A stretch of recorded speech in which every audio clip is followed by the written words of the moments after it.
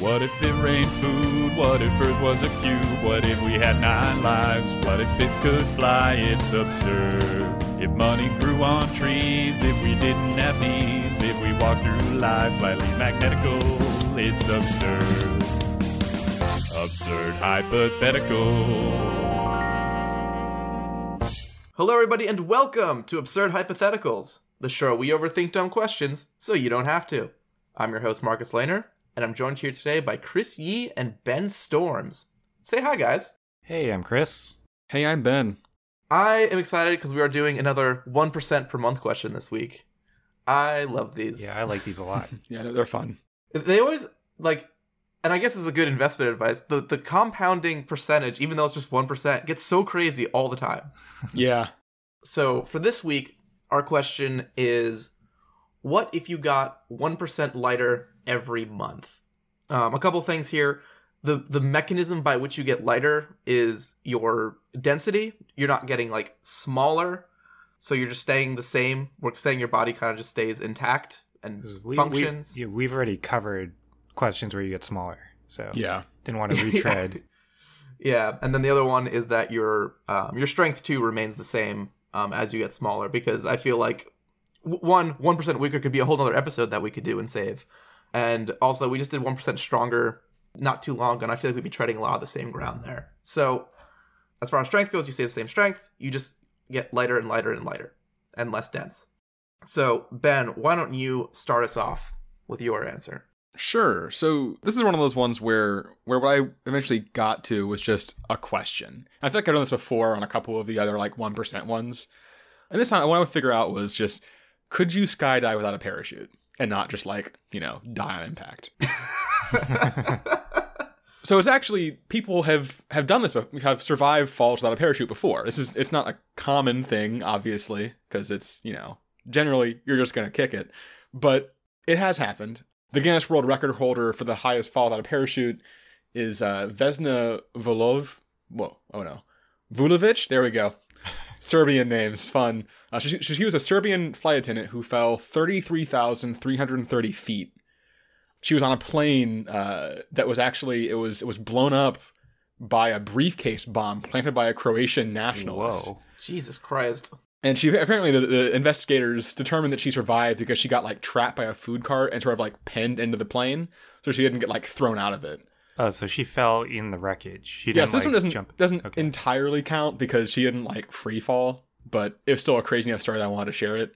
Right. I mean, for the Guinness World Records, you should have to recreate your feet in front of the judges. You know what?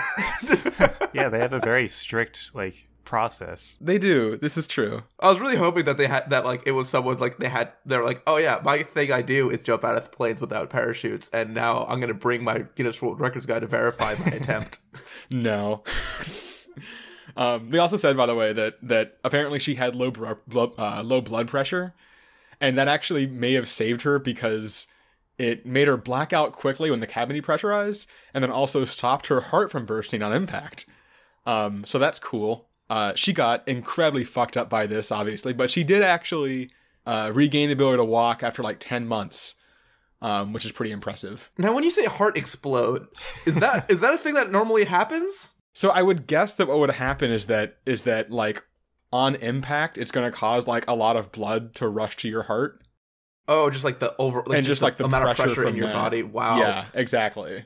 So that's cool. But yes, as we mentioned, technically not skydiving because she was in the cabin of the plane still, but, close enough. There are some that are closer. There were a few, World War II airmen who, generally there were, tail gunners and bombers that bailed out of their planes because either, usually, the plane was spiraling and they flew out, or, the plane was on fire. One guy was actually, his plane was on fire, and he basically just decided he'd rather jump out of the plane than die in a burning plane, which, fair.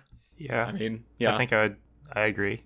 Yeah, and he fell 22,000 feet and then landed in pine trees and snow and had a sprained leg, and that was it.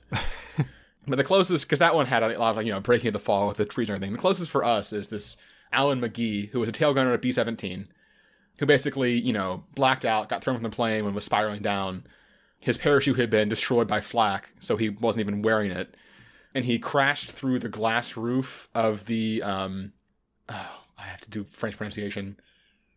Saint-Nazaire, roughly, sure, fuck it, whatever, train station, and had pretty bad injuries, but survived and was a prisoner of war and got out of that and was pretty impressive.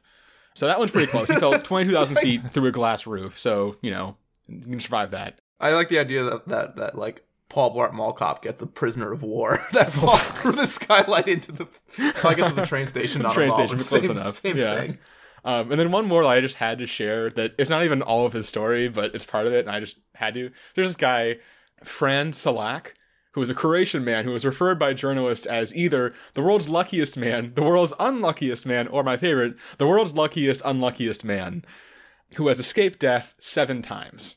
So in 1962, he was on a train in the rain, and it derailed and crashed into a river, and he got pulled to safety, and he only had a broken arm and hypothermia, and 17 other people drowned. A year later, in his first and only plane ride he ever took, the plane door malfunctioned. He was blown out and landed in a haystack and survived, and the plane crashed and killed everyone else on board. In 1966, he was on a bus that skidded off the road into a river, drowning 4 passengers, and he swam ashore with just some cuts and bruises. In 1970, his car caught on fire while he was driving, and he managed to get out before the fuel tank blew up. In 1973, the engine of his car was doused with hot oil from a malfunctioning fuel pump, and flames shot out of the air vents, and his hair got singed off, but otherwise he was unharmed. In 1995, he was struck by a bus and sustained only minor injuries. And then in 1996, he was driving on a mountain road on a curve, and a United Nations truck came around the corner, and he had to avoid it by swerving into the guardrail. But the guardrail broke. His door flew open, and he wasn't wearing a seatbelt, so he flew out the door and grabbed onto a tree, and then his car fell 300 feet into a gorge. Okay, if you have been in this many accidents, how do you not wear a fucking seatbelt? I mean, it actually saved him there. Are you sure this isn't Bruce Willis from Unbreakable? I'm pretty sure it wasn't Bruce Willis from Unbreakable. If you're thinking that this all seems pretty unlucky, how has he become the unluckiest man? Then in 2003, he won the lottery and won 800,000 euros. And he's still alive. He's 90. So, good on you. Jeebus. Yeah. He's going to die from a really boring reason. Oh, yeah. It's going to be so underwhelming now. Or it's going to be the most amazing thing you've ever heard. Yeah. I don't want to say I'm hoping for that, but... He's going to get, swallowed by a crocodile that fell out of a plane while he's on a train. Right. Yeah. He's going to, yeah, exactly. So it's technically possible now, but don't try it because it's probably just you're going to die, 99. So, Ben, do you have an answer or just a bunch of fun facts about people falling out of vehicles? He has advice not to jump out of a plane. I'm getting there. So before I proceed, I do want to clear up one thing that I feel like there's some subset of the audience who's talking about. But hey, what about that thing Galileo did where he dropped the things and one was lighter and they fell at the same rate? You're thinking about Galileo's the Tower of Pisa experiment where he had 2 cannonballs that were different weights and he dropped them and hit the ground at the same time to disprove Aristotle's theory of gravity, which was that objects fall at a speed proportional to their mass. A couple things. One, he apparently did not actually do this. It was a thought experiment. Sorry to burst your bubble. Would have been cool, but no, didn't actually do it. Second, and more importantly, what he was showing there was more about acceleration. So the acceleration will be constant given the same amount of drag on the object, but the max speed it can get to, its terminal velocity, is affected by gravity. So it's actually affected by 5 things. So there's gravity, which is going to be a constant for us at 9.8 meters per second squared. There's a drag coefficient, which is basically just a measure of how streamlined the object is. So this is why, when people do skydive, if they, put their arms out and their legs out, they go slower, and if they, go head first, they go faster, because they're affecting their drag coefficient. There's a whole chart with different coefficients for different shapes. Yeah, it's pretty cool. Sort of related to that is cross-sectional area, which is just literally, if you take the amount of area that is perpendicular to the direction you're moving, that amount of area. So I use a number, which was 0.68 meters squared, from this paper some guy wrote that was just the effects of wind drag on people just in day-to-day life, which was very funny to me. He wrote a paper on that. I don't know, whatever. Anyway. In day-to-day life. Look, scientists don't have a lot of time. Yeah, exactly. Next is the density of the fluid you're moving through. So in our case, it's the density of air. Technically, this is going to decrease as you go higher up, but for this particular scenario, we only actually care about the velocity when you hit the ground.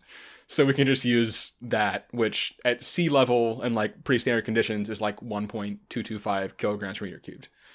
And then finally, the mass of the object has an impact. The heavier the object, the higher your terminal velocity is going to be. The next question is, how are we going to decide what a fall, like how fast of a fall is actually lethal? And there was a 2011 study by AAA called Impact Speed and a Pedestrian's Risk of Severe Injury or Death, which basically they just took like 5 years of pedestrian/automobile collisions and used those numbers to figure out, based on the speed of the vehicle, how likely a pedestrian was to die or be seriously injured. There is a slight complicating factor in these numbers, which is that they did find a like direct link between the age of the person and the risk of death/injury, which makes sense. Like the example they said was that the average risk of severe injury or death for a 70-year-old pedestrian struck by a car at 25 miles per hour is about the same as the risk for a 30-year-old pedestrian struck at 35 miles per hour. So it's a pretty big impact. And it's annoying because we actually do have like age here as part of our stuff. Oh no, you have to put 2 different numbers in your formula. Well, man. no, but the problem is sorry. I don't have, so I'm not going to use it because I don't have the actual data set. All I have is their findings. And they mentioned the link, but I don't have like exact data by like age and velocity of vehicle. Ben, just wildly extrapolate. That's what we do. I do that later. Everything's linear. I do that later. It doesn't work. We'll get there. So regardless, they have just overall averages at a few points, which is what I wound up using. So I wish I could have used the age actually, but it just was it wasn't going to work. So I use myself as the like, source of data here. So currently I'm 28 years old. I weigh about 175 pounds. So I just did a big old Google sheet, went on, finding my weight as I got older and older. So right now, as a point of reference, my terminal velocity would be 115.54 miles per hour, which would make me dead as hell when I hit the ground. No surprise there. The 10% chance of survival number they had in that study was about 58 miles per hour. So once again, 150 miles per hour, super dead. 58 miles per hour we actually get to pretty quickly. That would be August of my age 40 year. So at that point, I mean, you probably still don't want to do it, but technically if you were feeling lucky, you could. 25% chance of survival, which again a little better, is like January age 42. That was 50 miles per hour. 50-50. 50% odds that you're going to die. 42 miles per hour. That's the end of the age 45 year. Really? There's a 50% chance that you're going to live if you're going that fast? If you're hit by a vehicle that fast. Okay. Once again, also, it's probably not an exact... I don't know if it's... This is kind of a rough estimation, right? Because it's also not exactly apples to oranges, a fall at that speed to being hit by a vehicle at that speed. But it's the best I could, it's the only like. Yeah, I feel like the level of crumple of a car is about the average of the different surfaces you could hit, whether they be water or concrete. Like concrete, you're dead, right? But exactly. Like, you land in the water, your odds go way up. So or like snow or whatever, snow apparently helps or apparently a glass roof in a train station. that one admittedly apparently his arm was like almost severed and he got pretty fucked up. It wasn't great, but he did survive. Well, I feel like that's almost perfect, is to hit something that you go through, because that sucks slows up. you down, but it doesn't stop you. And that's where the guy who fell like 22,000 feet and sprained his leg is because he like went through a bunch of tree branches and then landed in a snowbank. Yeah, that's the best situation. Yeah, all of that is gonna slow you down, a pretty good amount. But don't bank on that. Pretty hard to aim. Also, if you hit the very tippity top of the tree, you're gonna have a bad day. Oh yeah, that one, you don't want to do that. That's not the branch. That's not really gonna break your fall. It's gonna break you. But yeah, so 50-50 odds at 45 isn't bad, but we can do better. The point where I think I wouldn't be comfortable doing it, but it's at least like reasonable, is like 90% chance of survival, which is only 23 miles per hour, which also is a little terrifying. And like the fact that you could get hit by a car going not that fast and still be a decent chance of dying, that was kind of eye-opening. But you would hit that 23 miles per hour at 55 years old. So that's not bad. Like honestly, 55 years old, you're going to be... Oh, I lost my number of how heavy you'd actually be. Oh, God. I forgot to put that in my notes. You are, at that point... Where'd it go? Just over 6 pounds. So that's kind of the scale we're going with here. So I did try doing some wild extrapolation, Marcus, just for you. Yay! I took these data points I had and plugged them into a chart and got a trend line. It did not work. I was trying to get like when you would be at, like 99% survival. It said it was like 20 miles per hour. I don't think that's accurate. I don't believe that. I don't think that if you get hit by a car going 20 miles per hour, you're almost guaranteed to live. Well, then again, like, Usain Bolt runs at like 20 miles an hour. 20-something miles an hour. I think it's like 28, actually. But he doesn't stop, like, right away. Like in a wall. I was like, if you were running, you right. could sprint 20 miles an hour. Like, you're a good sprinter. You can sprint 20 miles an hour, which is very good. Mm-hmm. And you just sprint into a wall. Yep. Like, you don't expect to die. You could, though. Well, you could die. You don't expect to, though. Like, especially if you have, like, you don't rum your head into it. It's funny you bring that up, because actually that's what I decided to do was to find, like, a conversion of running pace to speed. Or I guess velocity, to be, scientific. And I went to a 12-minute mile, which is like an easy jog, which is 5 miles per hour. And you would get that at the ripe old age of actually just before you turn 81. Hey, 80th birthday present. Yeah, where you would weigh, by the way, about 1/3 of a pound. So on your 80th birthday, you could probably jump out of a plane and just be fine. Admittedly, you are an 80-year-old man, so mileage may vary, but technically it should be survivable at that point. That was kind of the best I could come to with like definitely survivable. If you think like 10 miles per hour was fine, which probably is, that is like 69. Nice. So, there's definitely a point where you pretty much could just like jump off a mountain and be okay, which is pretty cool. So that's kind of what I had. I looked up people who fell really far and then did a spreadsheet. I mean, that's par for the course. That's kind of what we do here on this podcast. Chris, what did you do? So I have decided that I don't want to do this podcast anymore. I don't want to work my day job anymore. I don't want to do anything else. I want to become a balloon salesman because I think that is my life's calling. Okay, bye. Bye. Unrelated to the question, just an announcement. Unfortunately, this 1% lighter every month thing happens at exactly the same time. So it's bad timing with the balloon theme, but I am determined to make it work. So I've made a plan. I've kind of planned out my entire life. So my starting point is what I am right now. I'm 165 pounds and I'm 29 years old. So the first thing I did was figure out like how many balloons would lift me right now. And I found that it's around like 5,500 balloons can lift 165 pounds. So which is a lot of balloons. Is there any chance that like what the approximate size of that balloon ball would be? I don't know if you have done this, but it would be incredible. So I assumed that each balloon took up just 1 cubic foot, just as like an estimate. So it would be like 5,500 cubic feet. Okay, that's pretty big. Yeah, which is, just to give you something to compare it to, that's the size of 14 concrete mixer trucks. Okay. So it's big. It's a lot of balloons. It's kind of unreasonable. I don't think I'm going to be holding that many balloons. But what is a reasonable amount of balloons to carry? To figure this out, I tried to figure out exactly like what would be the maximum number of balloons I would ever carry. So I figured if I'm quitting my job, this is like my sole source of income, I need to make like a reasonable amount of money. So the average US salary right now is $56,000. So I'm going to try to hit that.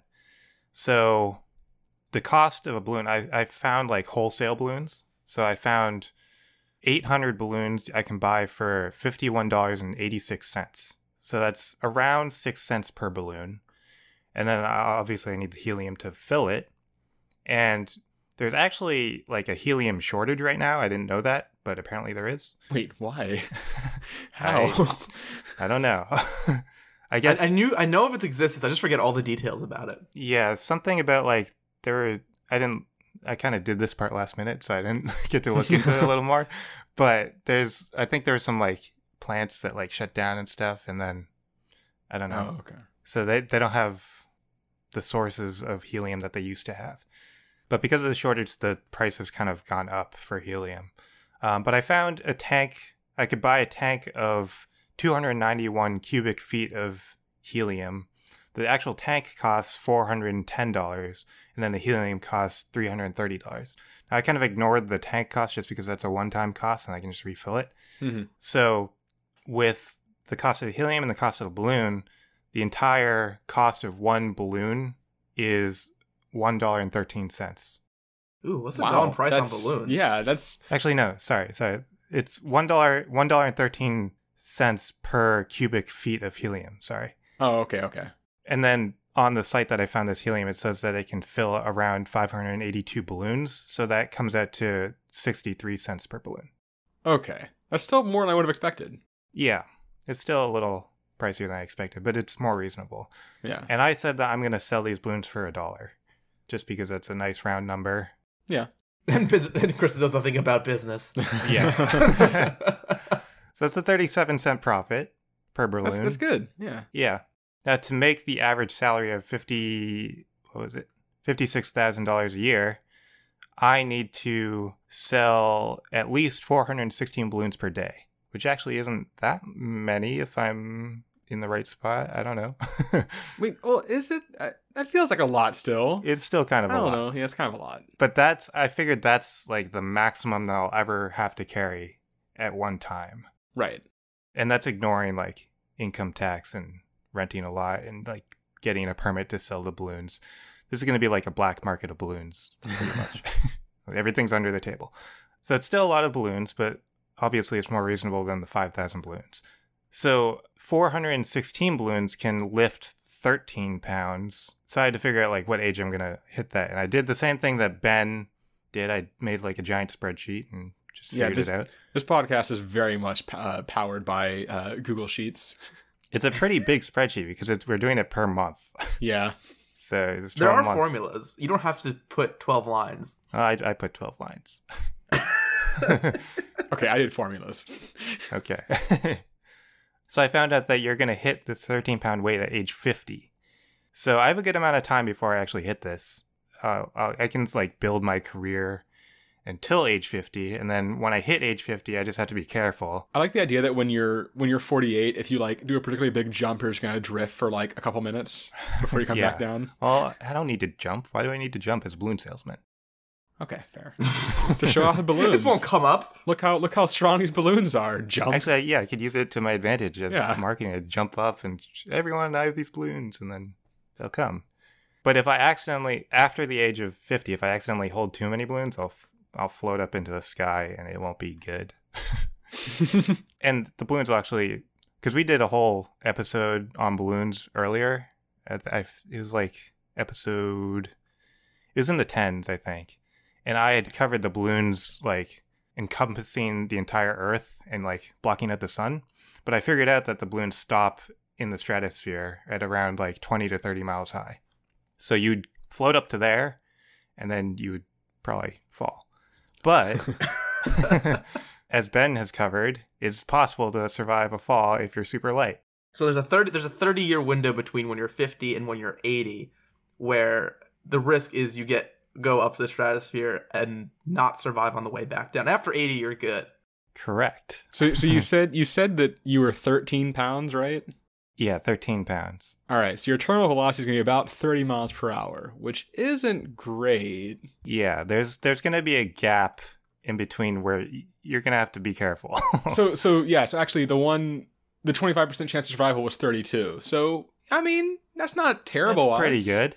Well, that's holding how many balloons? 400 balloons? Yeah, that's 416 balloons.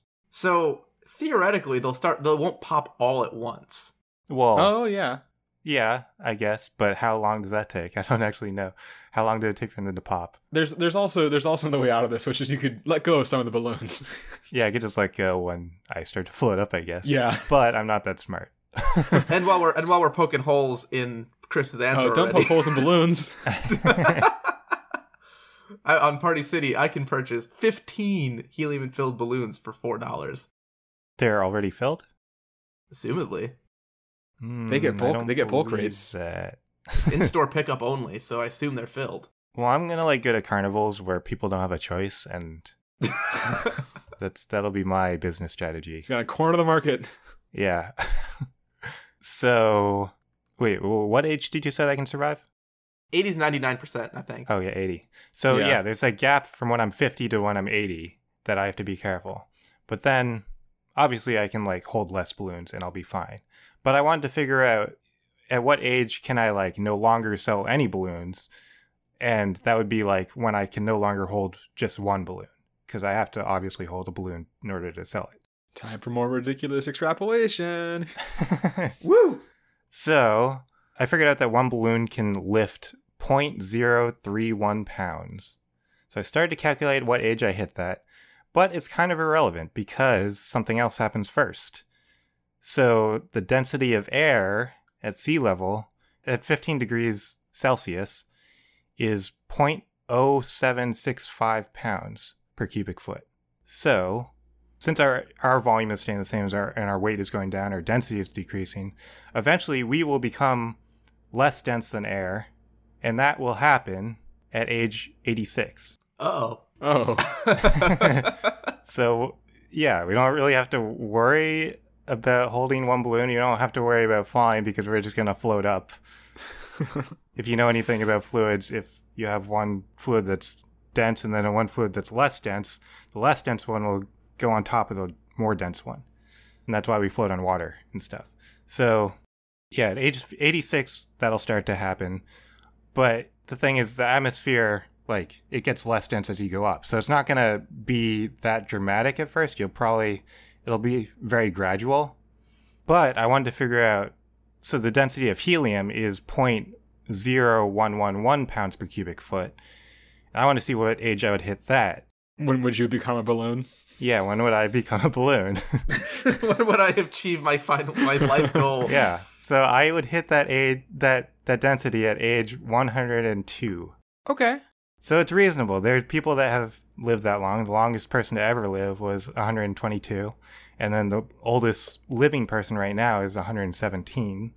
So it's possible that I'll make that 102. And if I do, it will become very poetic in the way that I leave this earth. Literally.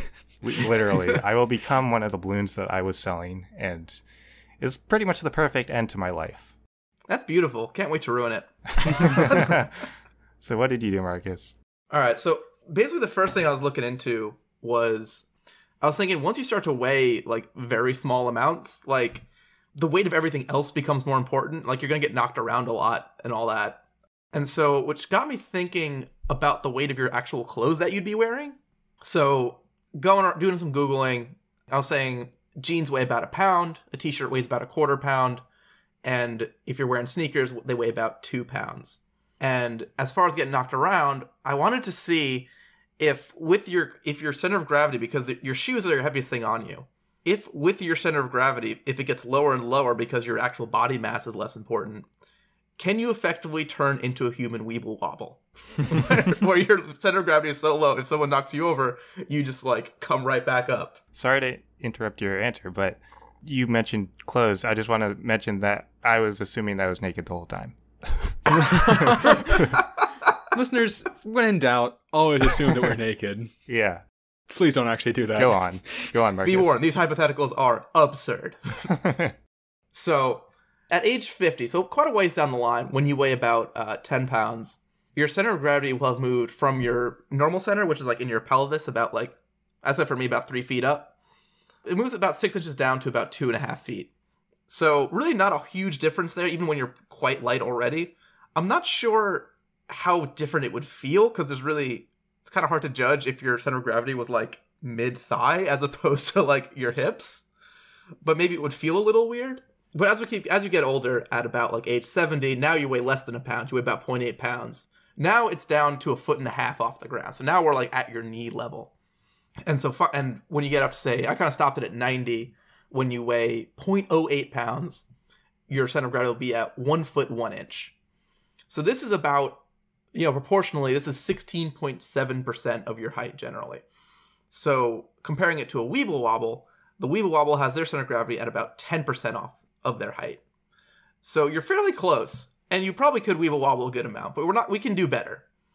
All you got to do is swap out your sneakers for a pair of construction boots. So now your shoes weigh 5 pounds instead of 2. And now you can hit that weeble wobble number at age 65. And from there, you're just an infinite weeble wobble. You'll never have the I've fallen and I can't get up problem of being old. Because the second you retire, you can never fall down again. But this is given that you're wearing just, jeans and a t-shirt.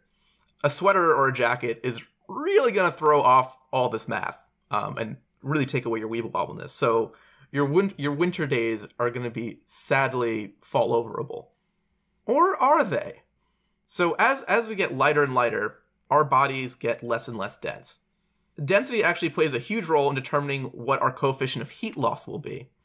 So comparing it to, basically the reason we get cold is because we lose our body heat to the atmosphere. Our body is like an okay insulator, but not great. As we get lighter and lighter, our body becomes a better and better insulator. The least dense material is aerogels, which are just like, they're made in a lab and they are like these, like almost they're basically transparent. They look really cool. I've seen pictures of them. Yeah, they're really cool. They have all these photos of them like resting on like a daffodil that's like not even like deformed. They're incredibly light. And because they're so light and the density is so low, they're really good insulators because the way the heat transfers, it vibrates a molecule and that molecule vibrates the next molecule and it kind of goes through. But the molecules are so far apart that they don't transfer well. So our skin right now has a thermal coefficient of 0.37 watts per meter Kelvin. The aerogel is 0.013 watts per meter Kelvin. So it's 28.5 times lower than our skin coefficient. So what does that do for us as far as, going out in the winter? At 0 degrees Fahrenheit with a wind chill, which brings the effective temperature down to about -19. So this is a cold ass day. Frostbite can occur in 30 minutes on unprotected skin. But since your heat transfer is now going to be 28.5 times slower, you could be outside in the same weather for 14 hours. Or really just all day. So you're going to be like the epitome of those people that are like, oh, I don't need a jacket in the winter. I'm fine. Except you'll actually be fine. And you won't be freezing. So you can wear jeans and a t-shirt all year long and not have a problem. But it does, the heat transfer coefficient does lead to a different problem. So our bodies are typically 98.6 degrees. Or less, actually, according to recent studies. I don't know if any of you guys saw that article. It's been going around, but they want to lower like the accepted healthy body temperature by about a degree. So all of us are just unhealthy now? No, it's the opposite. What it is the 98.6 degrees was established back like close to 100 years ago. And the thing is, people were much more often like fighting off small infections or things. And because medicine's so much better and, we take such better care of ourselves, 100 years later, the average has actually gone down by about a degree. So it's actually like 97.5 is like the average body temperature for a healthy adult nowadays. And it's literally just because people were like more sick back then they are now. That's just a fun fact. Doesn't really relate to what I'm doing here. But you may notice both of those temperatures are, a bit higher than what are, what temperature we're comfortable in. Like, 75 degrees is the comfortable temperature. We're 20 degrees higher than that. So why are we so much hotter? This is because our bodies are actually quite inefficient at producing energy. So when our body metabolizes food and things, about 75% of the energy our body metabolizes is lost as heat. We're basically a big fleshy furnace. And heat transfer works both ways. So our bodies are going to be 28.5 times worse at getting rid of all that excess heat. So as you get less and less dense, you're very quickly becoming a very sweaty boy.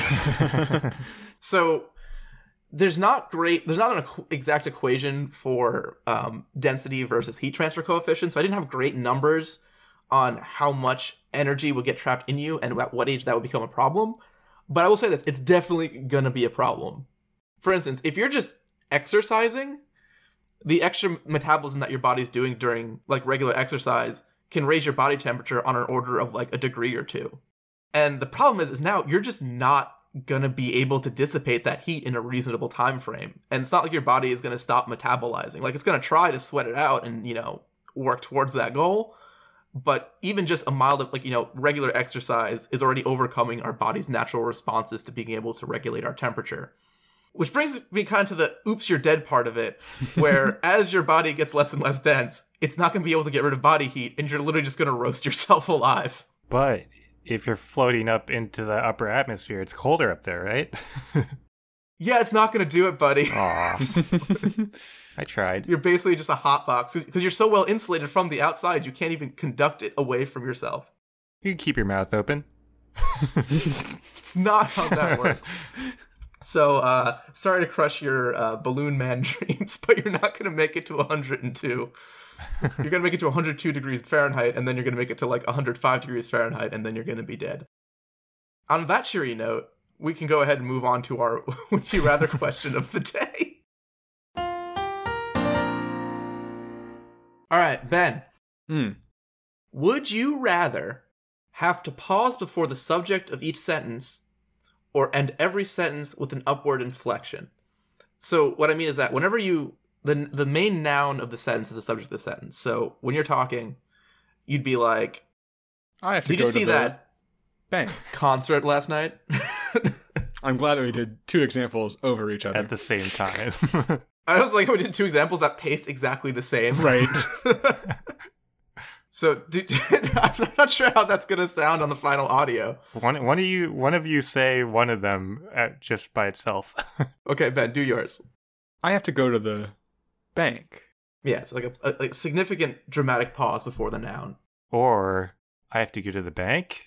Yeah, that upward inflection where whatever you say sounds like a question, which is okay for questions, but not okay for regular sentences. Right. It can often be very confusing in a situation like that one where people are going to think if you're asking if you have to go to the bank. Right. It makes declarations become tricky.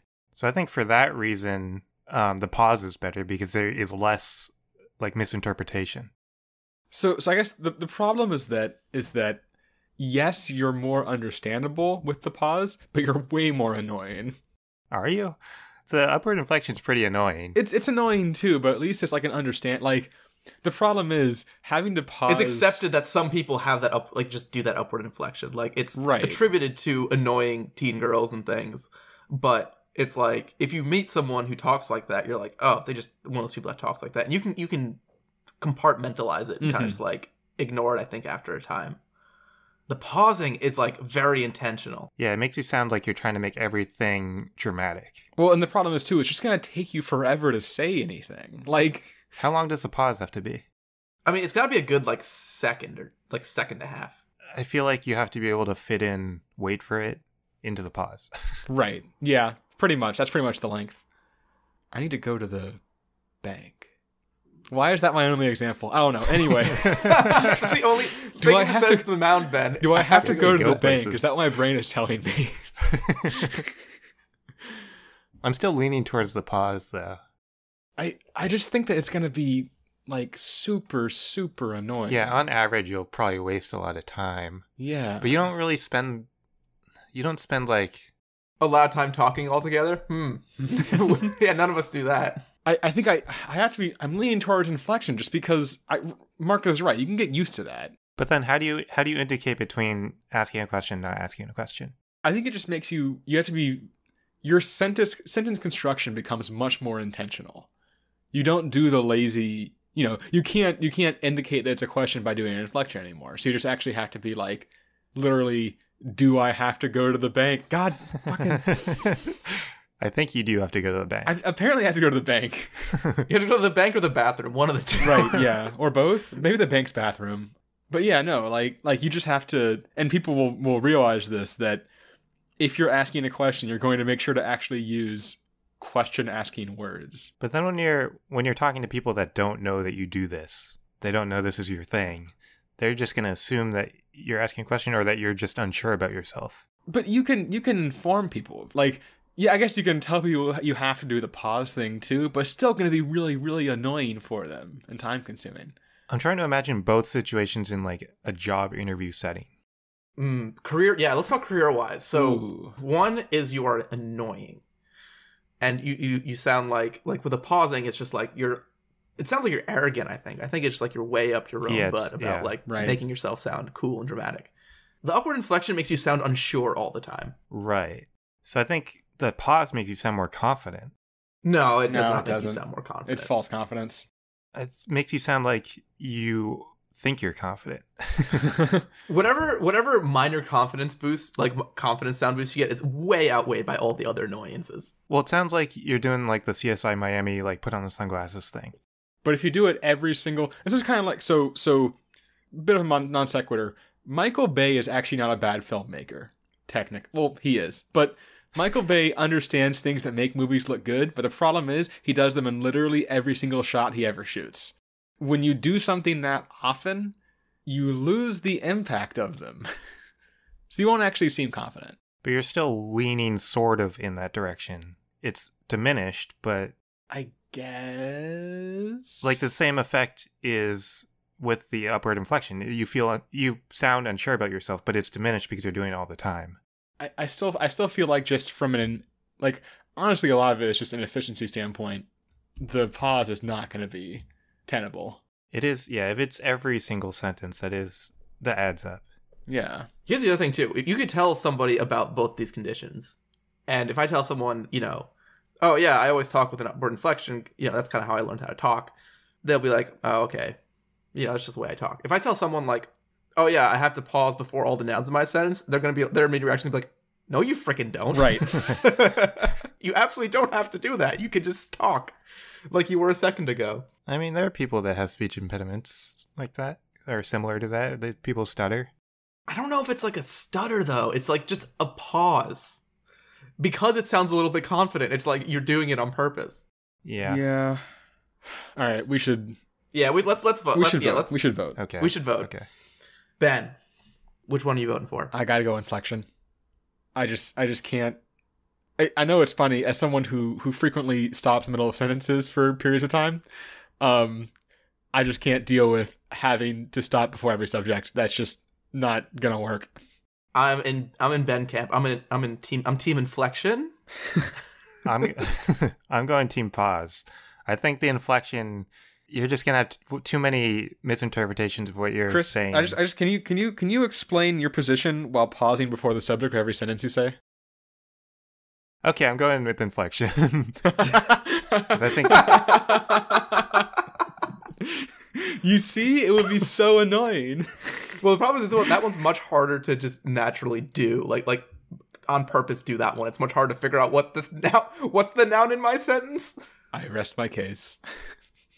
Anyway, as always, if you've enjoyed this episode and you want to be able to support the show, please go to www.patreon.com/absurdhypotheticals and become one of our good hypothetic pals. We have just one level in the Patreon, just $1 a month, and you get access to all our behind-the-scenes episodes that we release each month, where we go into what we really thought of each other's answers, how we make the show. It's kind of a laid-back, chill-out session. Very cool. So go ahead and do that. But in any case, even if you don't go to the Patreon, you can join us next week when we answer the following question. What if everyone lost their memory every day?